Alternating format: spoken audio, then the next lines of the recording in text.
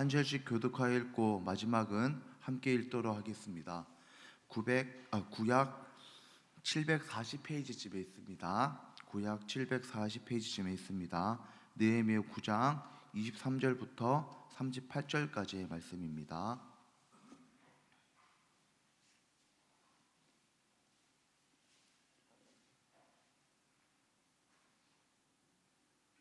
한 절씩 교독하여 읽도록 하겠습니다. 주께서 그들의 자손을 하늘의 별같이 많게 하시고 전에 그들의 열조에게 들어가서 차지하라고 말씀하신 땅으로 인도하여 이르게 하셨으므로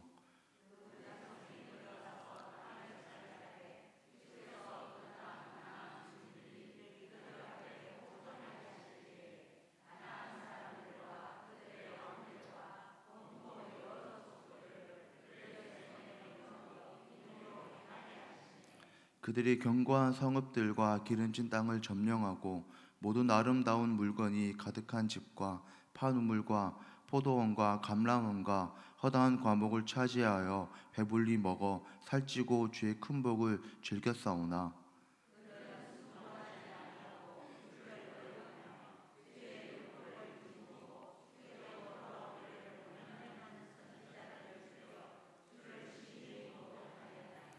그러므로 주께서 그들을 대적의 손에 넘기사 그들이 공고를 당하게 하심에 그들이 환난을 당하여 주께 부르실 때 주께서 하늘에서 들으시고 주의 크신 긍휼로 그들에게 구원자들을 주어 그들을 대적의 손에서 구원하셨거늘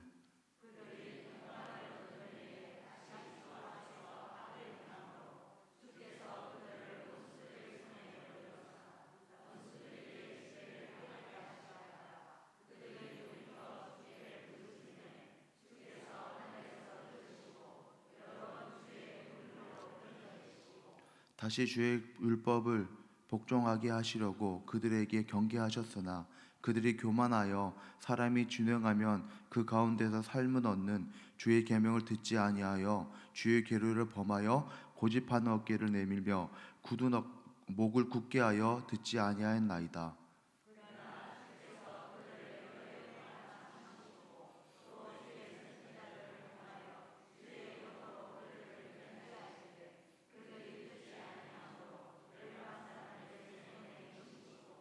주의 크신 긍휼로 그들을 아주 멸하지 아니하시며 버리지도 아니하사오니 주는 은혜로우시고 불쌍히 여기시는 하나님이시니이다.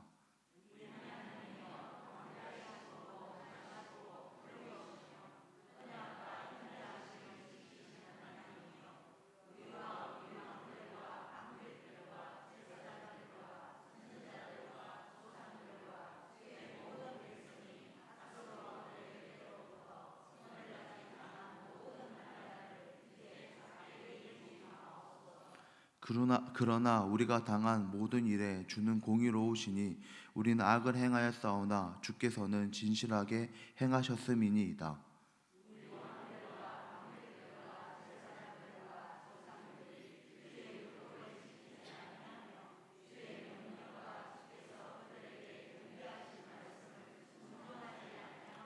그들이 그 나라와 주께서 그들에게 베푸신 큰 복과 자기 앞에서 주신 넓고 기름진 땅을 누리면서도 주를 섬기지 아니하며 악행을 그치지 아니하였으므로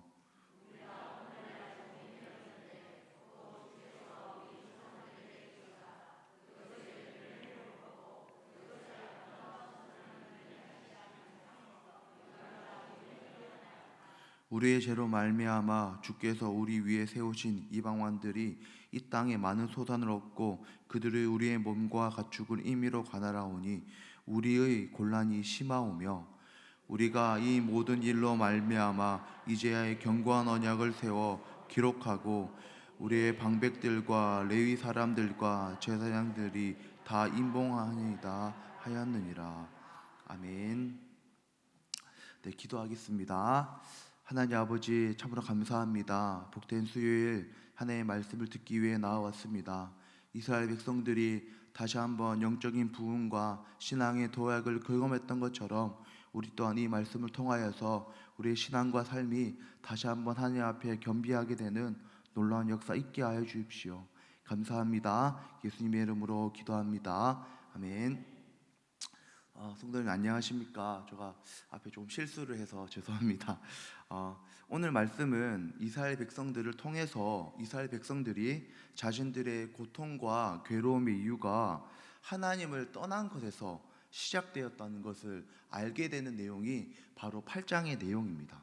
이스라엘 백성들은 이제 그들의 영적으로 깨어나며 그들의 삶이 바뀌어지는 다짐을 하는 내용이 바로 오늘 말씀의 내용입니다. 그래서 오늘 말씀을 통해서 우리는 이스라엘 백성의 영적인 각성과 신앙의 부흥은 어떤 준비가 있었는지, 또 그들이 어떻게 나아왔는지를 살펴보고자 합니다. 또 우리가 종려 주간을 지나고 또 부활절을 앞두고 있는데요. 또 이러한 영적인 부흥이 어떤 의미로 이 시기에 받아들여질지도 한번 생각해 보도록 하겠습니다. 저는 개인적으로 느헤미야의 말씀을 참 좋아합니다. 한 2번, 3번 정도 읽을 정도로 느헤미야의 말씀은 저에게 언제나 큰 감동이 되었던 것 같습니다.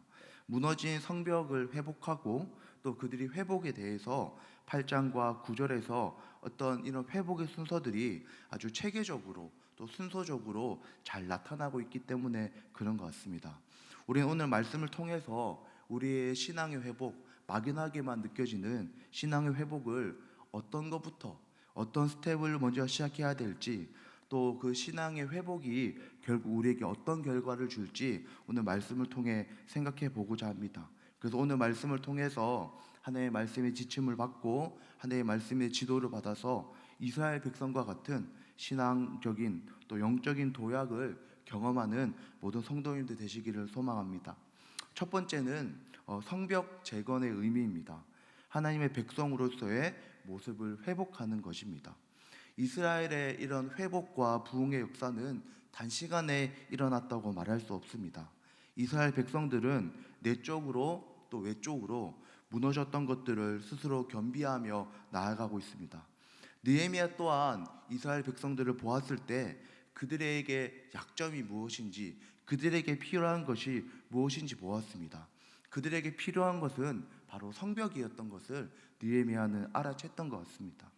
이미 이스라엘 백성들에게는 성전이 있었고 그 성전에 있었기 때문에 성벽이 왜 필요한가 이렇게 생각해 볼 수 있습니다.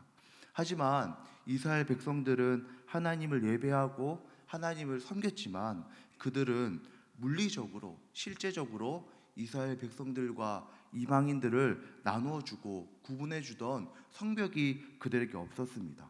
그래서 그들은 여전히 하나님을 예배하고 하나님을 찬양하고 그런 모습이 있었지만 그들의 삶은 이방인과 섞여서 아주 교호적으로 살아가고 있습니다. 그래서 이들의 모습을 볼 때 이들에게 하나님의 백성에 합당한 모습이 있었느냐라고 했을 때 그것이 있었다고 보기가 힘듭니다. 그래서 느헤미야는 이스라엘 백성들의 실제적인 그들의 삶을 보면서 성벽을 지어야 되겠구나 그것을 느끼게 되었습니다. 이스라엘의 백성의 삶은 눈에 좋은 대로 결혼하고 그들의 삶의 방식은 하나님의 율법과 말씀의 양식이 아니었습니다. 저는 이들의 신앙을 정리하자면은 피상적인 신앙이다라고 말할 수 있을 것 같습니다. 우리가 피상적이다라는 뜻을 알고 있는데 피상적이라는 뜻은 사물의 본질에 다다르지 못하고 겉면만 보는 것을 피상적이다라고 얘기를 합니다. 이스라엘 백성들의 왜 피상적인 신앙이다라고 얘기하냐? 그들의 신앙과 말씀들이 그 인생의 본질에까지, 인생의 삶에까지 침투하지 못했기 때문에 그렇습니다. 그들의 삶의 모습을 볼 때 삶의 아주 중대한 선택에 있어서는 하나님의 백성답지 않은 모습이 많았습니다. 그들은 예배를 드리고 또 종교적인 어떤 모습들을 맞추어가는 듯 했지만 구별된 백성으로서의 참된 모습을 찾아보기 어려웠습니다. 그들은 하나님의 말씀과 율법이 자신의 삶을 지도하는 지침서가 아닌 그저 이 말씀은 말씀대로, 삶은 삶대로 살아가고 있었습니다. 우리 인생에도 참 중요한 선택들이 몇 가지 있습니다. 이스라엘 백성들도 그 선택이 다르지 않았던 것 같습니다. 우리 인생의 선택 중에 중요한 것이라고 하면 결혼이 있을 수 있을 것입니다. 하지만 이스라엘 백성들은 하나님께서 결혼을 할 때 하나님의 백성과 거룩한 자녀와 거룩한 관계를 통해 그 이스라엘 민족을 부흥하고 나아가게 하셨지만, 이들은 눈에 좋은 대로 자신이 원하는 대로 이방인과 마음껏 결혼하기 시작했습니다. 그리고 또한 그들의 삶의 방식, 라이프 스타일은 전혀 말씀의 뜻이 아니라 자신이 원하는 대로 살아가는 것이 이스라엘 백성들의 모습이었습니다. 실제적으로 정말 중요한 선택에서 정말 신앙적이어야 되는 것에선 그들이 전혀 신앙적이지 않으며 그들의 삶에 따라 이방인을 따라 살아가는 것이 바로 성벽이 없는 이스라엘 백성들의 안타까운 모습이었습니다. 그래서 느헤미야는 이런 성벽을 다시 세우며 우리에게 말하고 있는 것이 있습니다.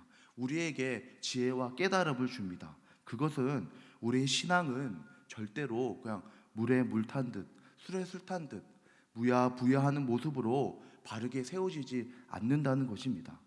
우리의 삶은, 우리의 신앙은 실제적으로 우리의 손끝에서부터, 우리의 삶에서부터 시작하는 것입니다. 왜 그러냐면 우리는 삶에서 신앙의 삶을 살아가기 때문에 그렇습니다. 또한 이러한 피상적인 신앙이 머물 때에 경험할 수 없는 것들이 분명히 있습니다. 구원을 받지 못한다, 구원의 문제가 아니라 거룩한 삶을 향한, 경건한 삶을 향한 마음을 잃었을 때, 마음을 가지지 않을 때 바른 신앙이 우리에게 주는, 정말 신앙이 주는 참된 맛을 우리가 경험할 수 없게 되는 것입니다. 그래서 하나님의 백성이 바른 신앙의 기준을 가지고, 바른 말씀의 기준을 가지고 살아갈 때 그들에게 누리게 되는 것은 분명합니다. 진리는 우리에게 분명함과 명확함을 주기 때문에 그렇습니다. 하나님의 말씀은 우리의 삶의 전반에 대한 것들에 대해서 분명하게 말하고 우리의 삶에서 어떤 것이 정리되어야 될지 알게 하여 줍니다.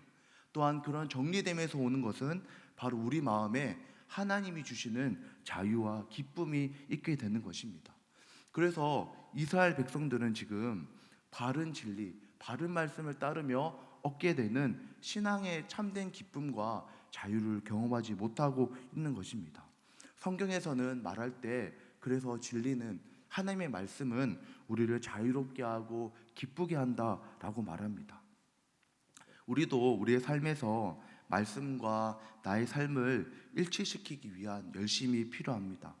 이스라엘 백성들에게는 바로 성벽 건축으로 그 모습이 나타났습니다.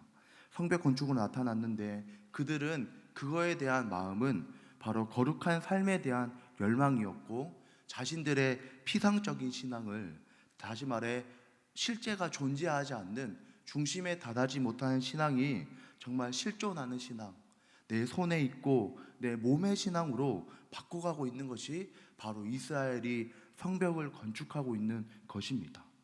우리 삶에도 말하진 않지만 피상적인 부분이 있습니다.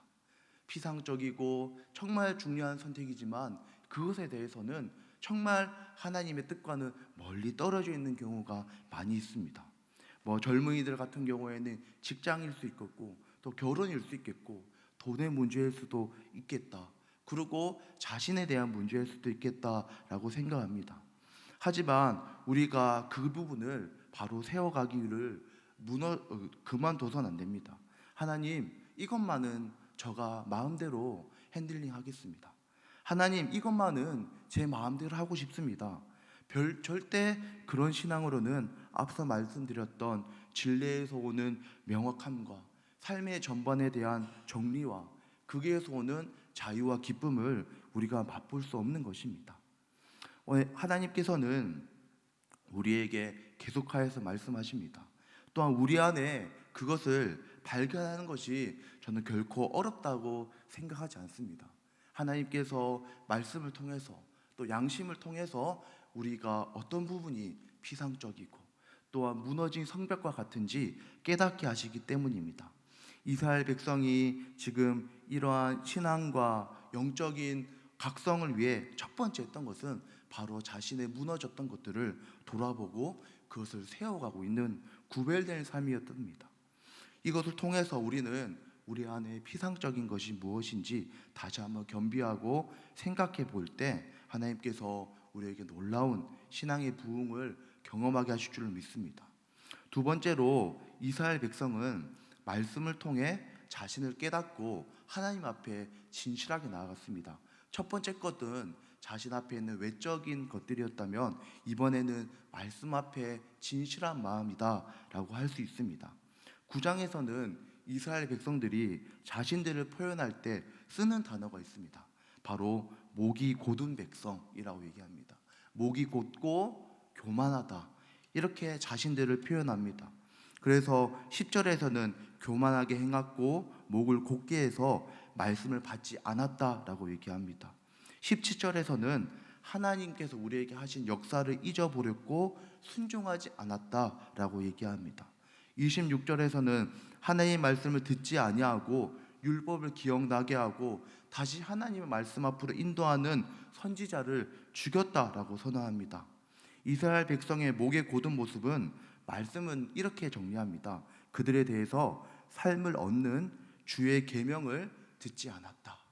다시 말해 생명을 주고 삶을 살아가게 하는 하나님의 말씀을 듣지 않았다라고 합니다. 그래서 결국 그들은 그들의 삶을 잃었고 악을 행해서 지금의 바벨론 유수와 멸망을 경험하게 된 것입니다.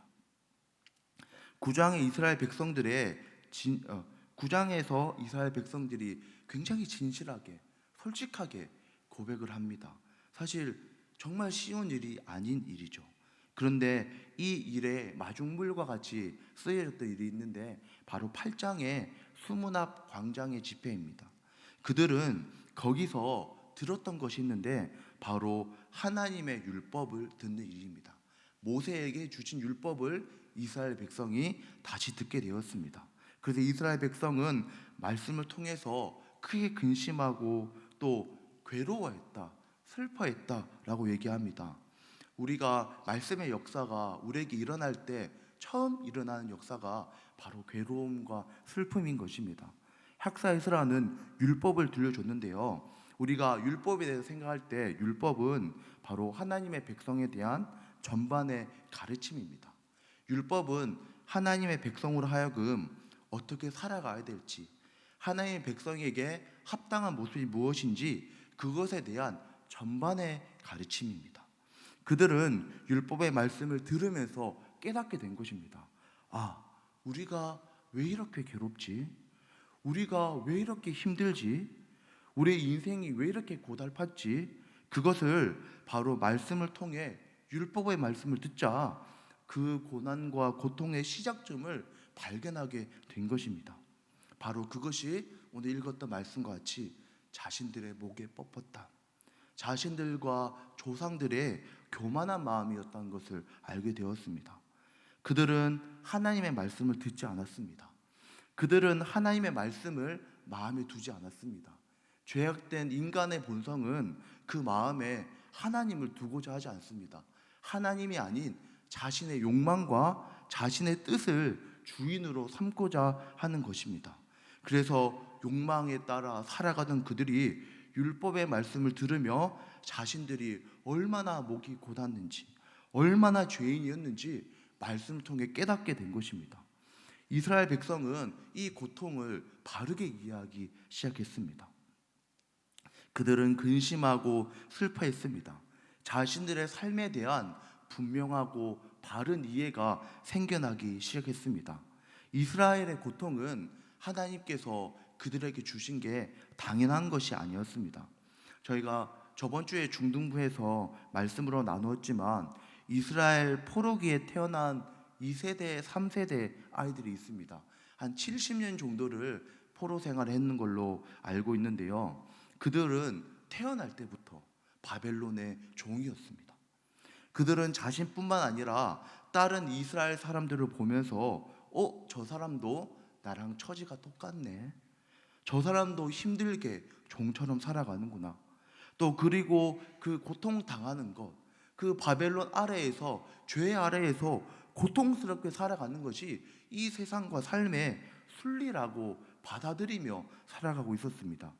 그렇게 70년이란 긴 세월을 순응하며 살아가고 있었던 것입니다. 그렇게 그들은 세상을 살아가는 방법이 그렇게 종으로, 죄의 종으로 살아가는 것이 당연한 줄 알았고, 고통은 그냥 운이 없거나 재수 없거나 그렇게 해서 생기는 한 가지 이슈나 사건으로 생각했지 정확한 이유를 발견하지 못했습니다. 하지만 우리가 말씀을 통해 보았지만 그들의 고통은 단순히 운이 없는 것이 아니고 그들이 그런 운명으로 태어난 것이 아니라 말씀을 통해 알게 되었습니다. 그들에게 하나님께서 이스라엘 백성들에게 하나님의 자녀에게 주고자 하셨던 삶은 너무나도 복되고 값진 삶이었습니다. 하지만 그들은 그 값진 삶을 잃어버리게 되었는데 바로 그들의 교만함, 하나님을 마음에 두지 아니하는, 하나님의 율법을 듣지 아니하는 그 교만함에서 이 모든 고통이 시작되었음을 이 율법 에스라의 말씀을 통해 깨닫게 되었습니다. 저는 이 말씀을 보면서 우리 중등부 아이들이 먼저 생각이 났습니다. 중등부 아이들에게 어떤 친구들은 10시 넘게까지 학원을 가더라고요. 그래서 신방을 하려면 10시 넘어서야 만날 수가 있습니다. 만나가지고 이렇게 치킨을 먹으면서 게임도 하면서 바로 하나님 얘기하면 좀 그렇잖아요. 치킨 먹으면서 게임하면서 뭐 요즘 뭐 사는 게 어때? 물어보면 사실 너무 힘듭니다. 이렇게 얘기하더라고요. 사실 너무 힘들어요. 근데 왜 그렇게 사는데? 걱정되니까요. 이렇게 얘기하더라고요. 저는 마음이 좀 슬프더라고요. 얘들은 이게 인생인 줄 아는구나. 이렇게 살아가는 게 전부인 줄 아는구나. 그런 마음이 들었습니다. 우리는 이 세상과 고통과 삶에 대해서 어떻게 받아들이십니까? 한국이라는 사회를 살고 이 사회에서 당연히 무한히 경쟁해야 되고 도태되면 안 되고 싸워야 된다라고 배우고 살아가고 있습니다. 그렇게 세상이 주는 방법대로 괴로움을 받으며 살아가고 있습니다. 그래서 이렇게 얘기하는 거죠. 그러면 다른 방법이 있습니까? 그러면 이 방법 말고 다르게 살아가는 삶의 방식이 있습니까? 라고 반문하는 거죠. 우리 아이들은 막 하나님이 복을 주시고 은혜 주신 다음에 애들이 그거 말고 다른 삶의 방식이 없냐고, 내가 이렇게 살아가는데 진짜 다른 삶의 방식이 없냐고 물어봅니다. 저는 이걸 보면서 정말 안타까운 것이 우리의 삶에 대해서 그렇게 안타깝게 받아들이면서 살아가는 게 우리의 삶일 때가 너무 많은 것 같습니다. 하지만 오늘 말씀에서 이스라엘 백성은 다릅니다. 그들은 다른 모습을 취합니다. 그들은 자신의 모습에 대해 진실하게 고백했습니다. 자신의 처지를 진심으로 슬퍼했고 또한 변명하지도 않았습니다. 이렇게 살아야 된다 변명도 하지 않고 하나님의 말씀이 들려질 때 회피하지도 않고 그 말씀을 그대로 받아들였습니다. 9장에 이스라엘 백성들의 고백은 이렇게 우리말로 좀 편하게 말하면 이렇게 바꿀 수 있는 것 같습니다. 이스라엘 고백은 하나님이 하신 말씀이 다 맞습니다. 우리는 내 인생이 힘든 이유는 세상이 날 힘들게 하는 것이 아니라 지금 내 마음에 하나님을 두지 않았고 결국은 나는 내 욕심을 따랐고 나는 하나님을 떠나서 살아가서 힘든 게 맞습니다. 우리는 바벨론의 포로였고 또한 죄와 욕망에 나의 노예였습니다. 하나님을 마음에 두지 아니한 교만하고 목이 곧은 죄인들이 당하는 당연한 삶에 응당한 모습입니다. 그렇게 그들의 삶의 고통을 인정했습니다. 이스라엘의 이러한 말씀에 대한 진실함이 바로 그들이 신앙과 영적으로 새롭게 깨어나는 중요한 부분이었습니다. 결코 자신들에게 애써 괜찮아, 미래엔 좋아지겠지, 더 좋아질 거야, 그렇게 생각하지도 않고 말씀이 들려질 때 비켜서지도 않고 그 말씀을 그대로 받았습니다. 고통과 괴로움의 이유를 하나님을 떠난 삶임을, 욕심을 추구했음을, 내가 주인이 되어 살아가서 이 모든 괴로움이 있었음을 받아들여야 합니다.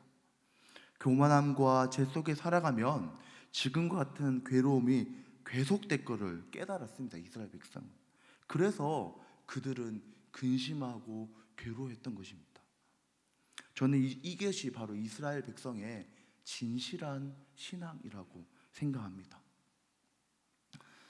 저희도 이런 신앙의 모습을 가지기를 소망합니다. 우리의 삶은 정말로 그냥 하나님 앞에서, 아니면 그냥 내 삶을 솔직하게 봤을 때 내 삶은 정말 괜찮다, 평안하다라고 말할 수 있습니까? 정말 하나님께서 주시는 샬롬이라고 하죠. 평강이라고 하죠. 내 내적인 육적인 모든 평안, 하나님으로부터 오는 샬롬과 평강이 있습니까?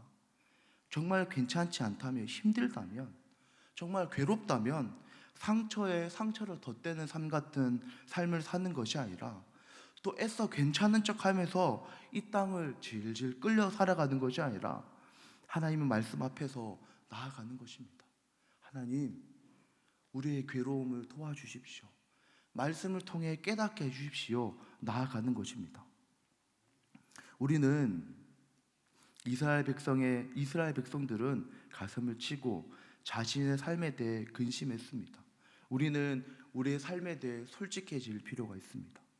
솔직해져서 내가 하나님을 떠나서 괜찮은 것인지, 내가 더 이상 괜찮지 않다는 것을, 또한 우리 삶에 있는 그 비참함을 받아들이는 그런 진실한 마음이 필요한 줄로 믿습니다.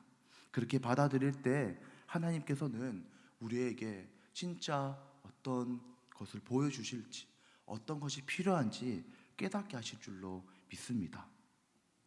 네, 마지막으로는 하나님의 언약에 대한 믿음입니다. 지금 앞서 말씀드렸지만 이스라엘 백성이 신앙의 도약과 신앙의 회복을 위해 그들이 했던 행동들을 하나씩 살펴보고 있습니다. 마지막은 바로 하나님의 언약에 대한 믿음입니다. 세 번째, 하나님의 언약에 대한 믿음입니다. 이스라엘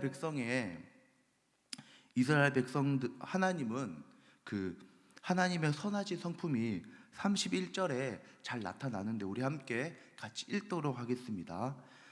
시작. 주의 크신 긍휼로 그들을 아주 멸하지 아니하시며 버리지도 아니하사오니 주는 은혜로우시며 불쌍히 여기시는 하나님이시니다. 아멘.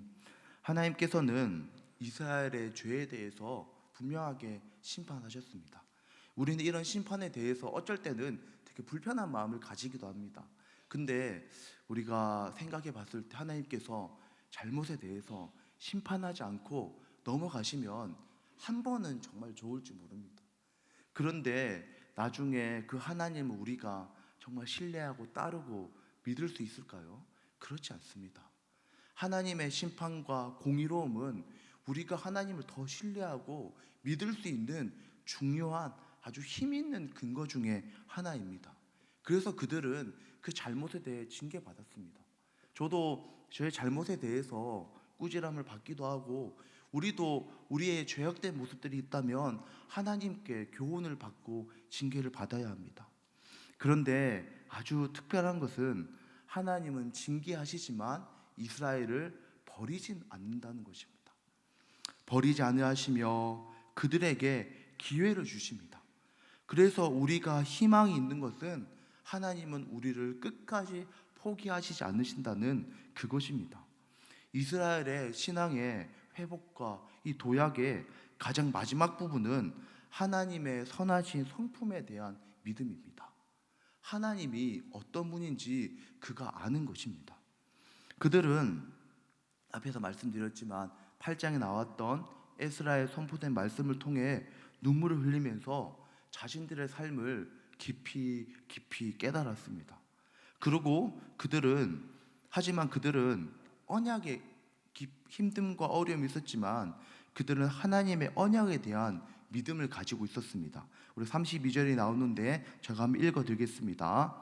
능하시고 두려우시며 언약과 인자하심을 지키시는 하나님이시여 라고 이스라엘은 고백합니다. 그들은 하나님의 언약을 신뢰하고 있습니다. 그들이 붙잡는 것은 바로 하나님께 언약의 말씀, 하나님의 선하신, 하나님의 신실하심입니다. 저는 우리 신앙에 이러한 믿음이 정말 필요하다라고 말하고 싶습니다.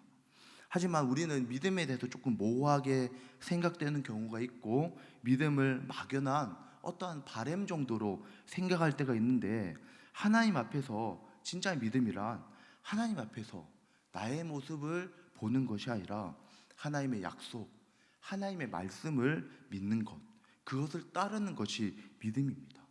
이스라엘 백성이 비록 죄를 지었고 연약함이 있고 여전히 부족하지만 이스라엘은 하나님 향한 약속을 믿었고 그걸 꼭 붙잡고 있습니다. 우리는 하나님께 잘해야 합니다. 동의하시죠? 우리는 하나님께 잘해야 합니다. 하나님께 잘해야 하고 하나님께 예쁜 모습 많이 보여야 합니다. 저는 그거 진짜 맞다고 생각합니다. 하지만 그런 마음이 절대 나쁜 건 아니지만 사람은 부족하잖아요, 맞죠? 내가 부족한 것처럼 옆에 사람이 부족하고 우리가 교회로 모였지만 우리 모두가 부족함이 있습니다. 그거에 대해서 믿음과 은혜의 시각이 없으면 사람은 한없이 무너질 수밖에 없습니다. 세상 사람들은 어떻습니까? 실수가 발각되고 죄가 발각되었을 때 그 사람을 잔인할 정도로 몰아세웁니다. 그 사람이 정말 죽을 것 같아 싶을 정도로 몰아붙이고 몰아세워서 정말 굴복시키는 아주 잔인함이 있습니다. 하지만 하나님은 우리를 그리 대하지 아니하십니다. 하나님의 법은 그렇지 않으십니다. 하나님은 실패한 이들, 실수한 이들, 넘어진 이들에게, 또 이런 자들에게 하나님을 신뢰하는 믿음으로 나아갈 때 잔인한 징계나 벌이 아닌 놀랍게도 선물을 주시는 분이십니다. 연약함을 가지고 나아간 이들에게 선물을 주시는데 책이 있는데요. 한국에서 성령에 대해서 가장 잘 설명한 분이라고 전 개인적으로 생각하는 박윤동 목사님이 쓰신 성령 충만 실패한 이들을 위한 은혜라는 책이 있습니다. 제가 정말 좋아했던 책인데요. 그 책의 좀 중요한 내용 중에 하나는 성령 충만함이라는 것은 저기 높이 있는 선반 위에 있는 게 아니다. 우리가 실수하고 넘어졌을 때 성령 충만함은 탁월한 이에게 상급으로 주어지는 것이 아니라 실패하고 연약한 이들이 자신이 죄임을 고백하는 자들에게 하나님께서 그들에게 주시는 것이 성령이다, 성령 충만이다 라고 얘기합니다.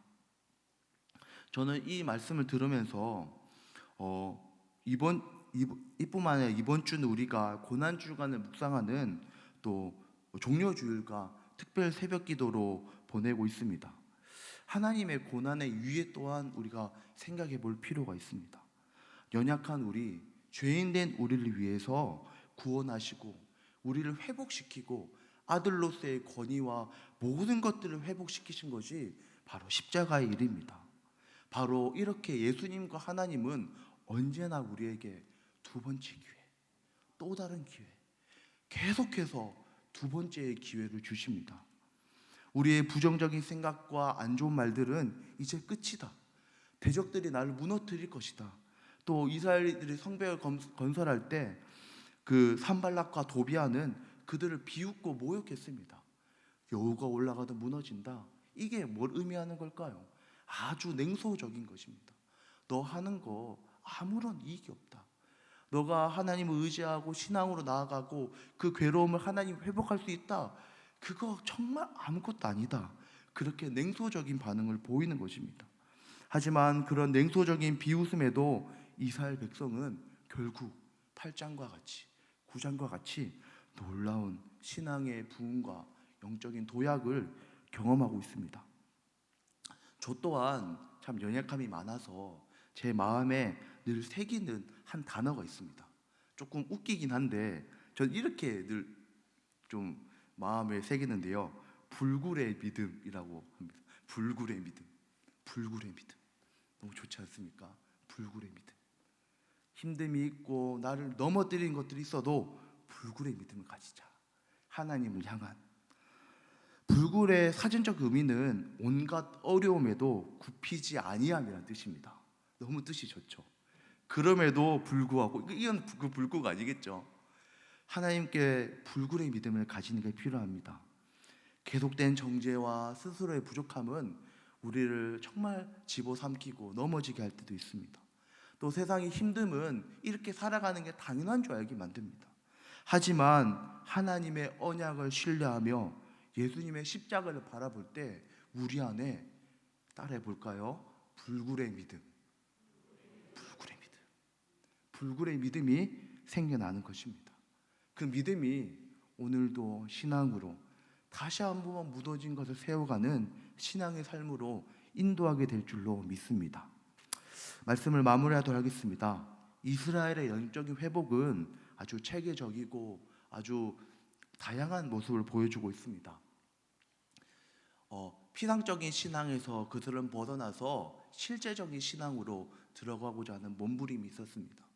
그들은 신앙과 삶이 따로가 아니라 정말 중요한 것들에 있어서 내 뜻대로, 이방의 뜻대로, 내 마음대로 하는 것이 아니라 하나님의 뜻에 살아가기 위한 외적인 겸비함들이 분명히 있었습니다.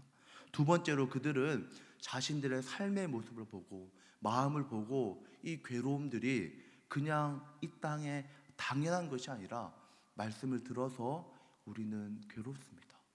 하나님을 떠나고 교만한 자들이었습니다. 그것을 인정했습니다. 그 괴로움에 대한 바른 이해가 생겼고 눈물 흘리며 근심했으며 말씀을 따라 살아가면서 하나님을 떠난 자신들을 애써 괜찮다, 문제없다 말하는 것이 아니라 하나님, 저가 괴롭습니다. 하나님을 떠난 나의 삶이 괴롭습니다. 고백하며 진실하게 말씀을 마음으로 받아들였습니다. 마지막으로 이스라엘은 자신의 모습이 아닌 하나님의 언약과 예수님을 믿었습니다. 우리는 우리의 모습을 바라보면 무너질 수밖에 없습니다. 또한 냉소적인 시각들이 있습니다. 회복되지 않을 거라는, 예전으로 돌아갈 수 없을 거라는, 더 큰 부흥을 꿈꿀 수 없을 거라는 그런 마음, 점점 안 좋아질 거란 마음을 줍니다. 하지만 우리가 주님을 믿을 때, 예수님과 말씀을 믿는 불굴의 믿음으로 나아갈 때 하나님께서는 우리에게 놀라운 회복과 은혜를, 또한 오늘 말씀을 들으면서 나의 삶에 무너졌던 것은 무엇인지 생각하며 쌓아 나아갈 때 하나님께서는 우리에게 생각하지도 않았던, 그저 미지근한 아무것도 아닌 신앙이 아니라 놀라운 신앙의 도약과 하나님 주신 은혜와 기쁨을 마음껏 누리게 될 줄로 믿습니다. 함께 기도하겠습니다. 하나님 아버지, 참으로 감사합니다. 오늘 말씀을 통하여서 우리는 어느 지점에 있는지, 나는 또한 어떠한 모습인지 생각해 보게 됩니다. 하나님 아버지, 많은 연약함과 부족함이 있지만 오늘 들은 말씀과 같이 하나님을 신뢰하고 나의 연약함을 겸비하고 믿음으로 말씀을 받고 또한 많은 말들 속에, 어려움 속에 성령을 선물로 주시고 우리를 도우시는 예수님과 하나님을 향한 불굴의 믿음으로 나아갈 때 우리 또한 신앙이 주는 놀라운 기쁨을 경험하게 될 줄로 믿습니다. 감사합니다. 예수님의 이름으로 기도합니다. 아멘. 네, 교회 소식 알려드리겠습니다. 특별